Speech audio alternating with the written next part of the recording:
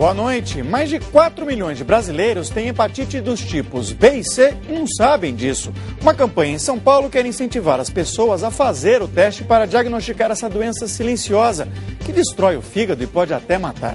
O Jornal da Cultura recebe hoje no estúdio um especialista no assunto, o médico Dimas Carnaúba, infectologista do ambulatório de hepatite do Centro de Referência e Treinamento em DST-AIDS. Veja os outros destaques do Jornal da Cultura, edição de sábado.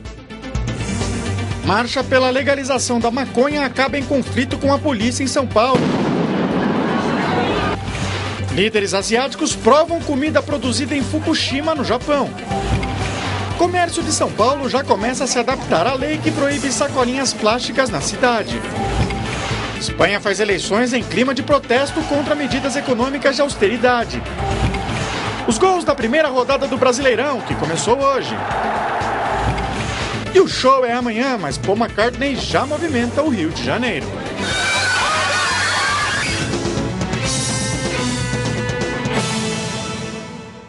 Oito pessoas foram presas numa manifestação hoje à tarde em São Paulo. O protesto foi organizado inicialmente como marcha pró-legalização da maconha, mas foi proibido e se transformou num ato pela liberdade de expressão.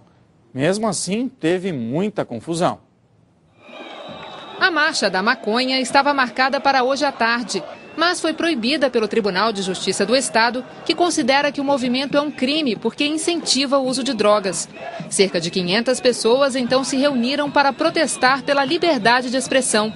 Durante o ato, cerca de 20 pessoas contrárias à liberação da droga chegaram ao local. Houve confusão e a polícia dispersou os manifestantes com bombas de gás lacrimogênio.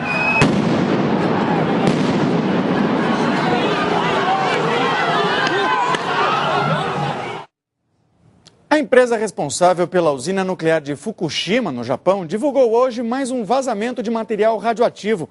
Para provar que a população não está em risco, as autoridades asiáticas tomaram uma atitude corajosa.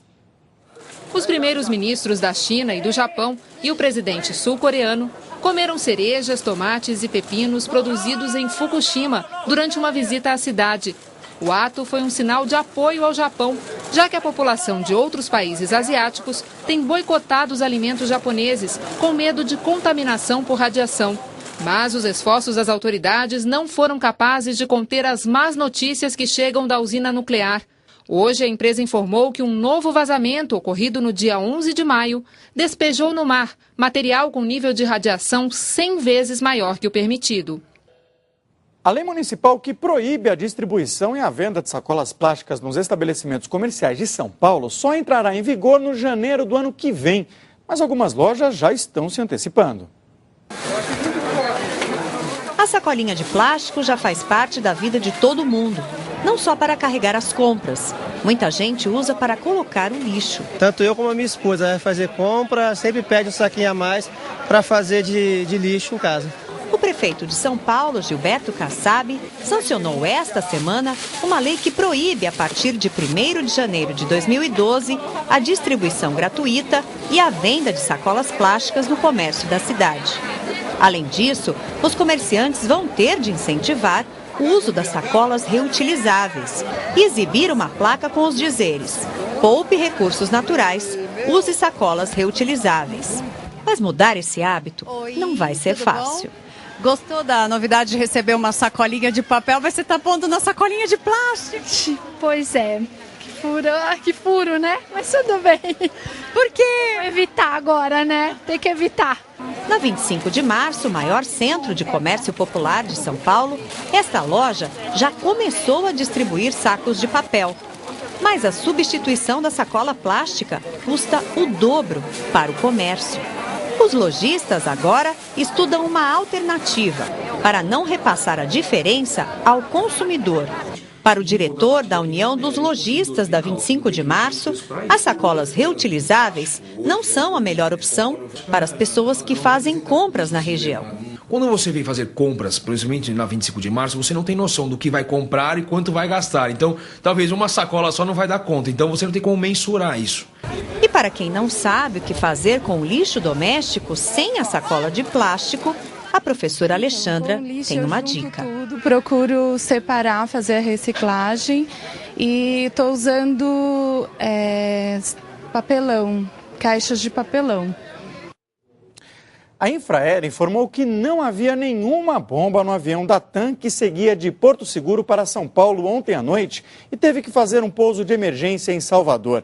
Durante a viagem, um passageiro disse que iria explodir uma bomba dentro da cabine, o que levou os pilotos a solicitarem o pouso na capital baiana. Veja agora outras notícias em destaque neste sábado. Manifestantes incendeiam ônibus na Avenida Jacu Pêssego, zona leste de São Paulo. O protesto teria como motivo a morte de um jovem durante a ação policial na região. Operação do BOPE nos morros da Mangueira e do Tuiuti, no Rio de Janeiro, apreende armas e drogas do tráfico. Uma pessoa morreu e outra ficou ferida em tiroteio com os policiais. A polícia faz reconstituição da morte do empresário Fábio Gabriel Rodrigues em um motel de Niterói. Um dos pontos a esclarecer era se a jovem Verônica Veroni, de 18 anos, que confessou o crime, teria forças para mover o corpo do empresário, que pesava 90 quilos, como ela declarou à polícia. O ex-presidente do Fundo Monetário Internacional, Dominique Strauss-Kahn, passou a primeira noite em prisão domiciliar na cidade de Nova York. A transferência do preso mudou a vida de um discreto edifício na Avenida Broadway. O número 71 da famosa avenida, próximo ao centro financeiro de Wall Street, se tornou o endereço mais disputado de Manhattan. Para surpresa dos moradores, repórteres acamparam na frente do edifício onde o ex-presidente do Fundo Monetário Internacional, Dominique Strauss-Kahn, vai ficar em prisão domiciliar. Ele responde processo pelo estupro de uma camareira de hotel. Strauss-Kahn foi autorizado a deixar a prisão de Rikers depois do pagamento de 6 milhões de dólares em fiança, mas só pode deixar o prédio para audiências no tribunal e tem de usar uma tornozeleira com rastreador. E amanhã é dia de eleição na Espanha, que vive um período de turbulência política por conta da crise econômica. Protestos iniciados na capital Madrid se espalharam por todo o país. Cerca de 20 mil pessoas se reuniram de madrugada na Praça da Porta do Sol, a mais famosa de Madrid. Os manifestantes fizeram 1 minuto de silêncio e desafiaram as autoridades ao decidir pela permanência dos protestos, que já duram 7 dias. Manifestações políticas estão proibidas por conta das eleições locais que acontecem amanhã em todo o país. A polícia não interveio e a multidão continuou acampada. Os manifestantes protestam contra as medidas de austeridade fiscal impostas pelo governo diante da crise e contra a taxa de desemprego de 21%, a maior de toda a comunidade europeia. No próximo bloco, vamos falar com o médico infectologista Dimas Carnaúba sobre a doença silenciosa que atinge mais de 4 milhões de brasileiros, a hepatite. E veja também, repressão a manifestações pela democracia na Síria deixa mais de 40 mortos. Daqui a pouco.